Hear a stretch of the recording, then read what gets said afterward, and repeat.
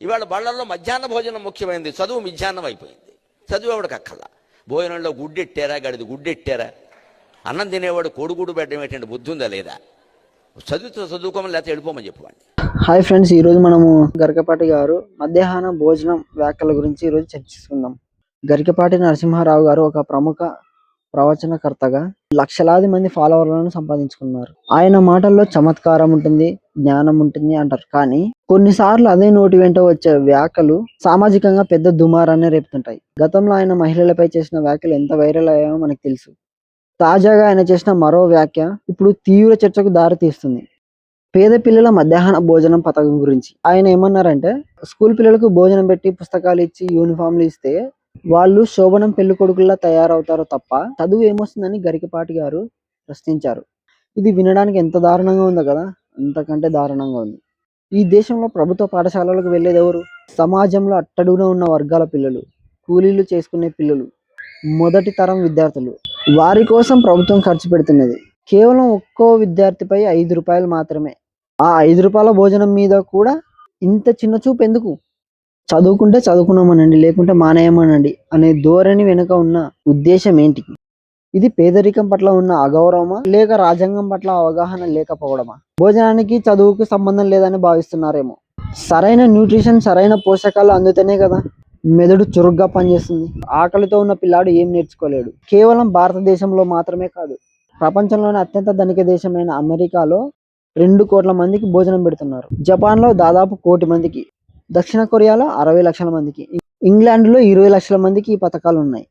అక్కడ తల్లిదండ్రులు భోజనం పెట్టలేక కాదు, అందరూ కలిసి ఒకే రకమైన పోషకాహారం తింటే పిల్లల మధ్య హెచ్చు తగ్గులు ఉండవనే గొప్ప ఉద్దేశంతో ఈ పద్ధతిని పాటిస్తున్నారు. దీన్నే లివింగ్ విత్ డిగ్నిటీ అంటారు. బ్రాహ్మణులు అంటే భోజనం అంటారు అనేసి ఆ భోజనం మాత్రం ఎంతమందికి తెలుసు అంటే తినడం ఎలా తినాలో తెలుసా? మొహమాటం లేకుండా చూద్దాం. ముద్దపప్పు వేసుకుంటే ఆవకాయ నంచుకోవాలి, కలగలు పప్పు, మామిడికాయ పప్పు, దోసకాయ పప్పు లాంటివి వేసుకుంటే చల్లమిరపకాయలు నంచుకోవాలి, కూర వేసుకుంటే పనసపొట్టు కూర సహా, వంకాయ కూర సహా ఏదైనా సరే అందులో గుమ్మిడిగా నంచుకోవాలి. మళ్ళీ పచ్చడి వేసుకుంటే, గోంగూర పచ్చడి వేసుకుంటే ఎవరన్నా చూస్తుంటే పచ్చిమిరపకాయలు నంచుకోవాలి, ఎవరు చూడకపోతే పచ్చి ఉల్లిపాయలు నంచుకోవాలి. మనలో మన మాట ఎవరికి చెప్పకండి. అలాగే గుడ్డు గురించి కూడా మాట్లాడారు. ఇక మరో విషయం, భోజనంలో గుడ్డు పెట్టడంపై ఆయన అభ్యంతరం వ్యక్తం చేశారు. పిల్లలకి గుడ్డు ఇవ్వడం పాపం అన్నట్లు మాట్లాడారు. కానీ వాస్తవం ఏంటంటే, ఒక కోడి గుడ్డులో 6 గ్రాముల ప్రోటీన్, జింక్, ఐరన్ వంటి ఎన్నో పోషకాలు ఉంటాయి. మన దేశం గ్లోబల్ హంగర్ ఇండెక్స్ లో వెనుకబడి ఉండడానికి కారణం ఏంటో తెలుసా? మన దేశంలో 50% పైగా అనీమియాతో అంటే రక్తహీనతో బాధపడుతున్నారు. 80% మంది మాంసాహారం తినే ఈ దేశంలో పేద పిల్లలకు అందే ఒకే ఒక్క ప్రోటీన్ వనరును అడ్డుకోవాలని చూడటం ఎంతవరకు సమంజసం? బ్రాహ్మణులకు ఒక నీతి, ఇతరులకు ఒక నీత. శాకాహారం పేరుతో పేద పిల్లల నోటి దగ్గర కూడా తీసేయడం వెనుక ఉన్న సంకుచిత ఆలోచనను మనం ప్రశ్నించాల్సిందే. దీని వెనుక ఏమన్నా రాజకీయం కుట్ర నడుస్తుందా?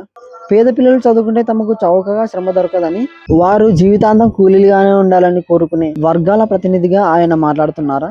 లేక అక్షయ పాత్ర వంటి సంస్థలకు కాంట్రాక్టులు కూడబెట్టడం కోసం ఉల్లిపాయ వెల్లుల్లి లేని భోజనం, గుడ్డు లేని మెనూని ప్రమోషన్ చేస్తున్నారా? ప్రభుత్వాలు ఇలాంటి వ్యక్తులతో ఇలాంటి వ్యాఖ్యలు చేయించి రేపు మధ్యాహ్న భోజన పథకాన్ని ఎత్తివేయడానికి గ్రౌండ్ ప్రిపేర్ చేస్తున్నాయా అనే అనుమానం కూడా కలుగుతుంది. ఈ ఉచితాల మీద విమర్శలు చేసేవారు కార్పొరేట్ కంపెనీలకు మాఫీ చేసే వేల కోట్ల రూపాయల గురించి ఎందుకు మాట్లాడారు? చివరగా విద్య అనేది అక్షరాలు నేర్చుకోవడం కాదు, అది ఒక సామాజిక హక్కు.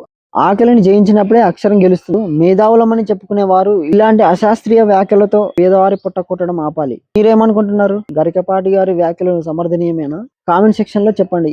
ఈ వీడియో నచ్చినట్లయితే లైక్ చేయండి, షేర్ చేయండి. మరిన్ని వీడియోల కోసం అయితే మన ఛానల్ ని సబ్స్క్రైబ్ చేసుకోండి. జై హింద్, జై భారత్.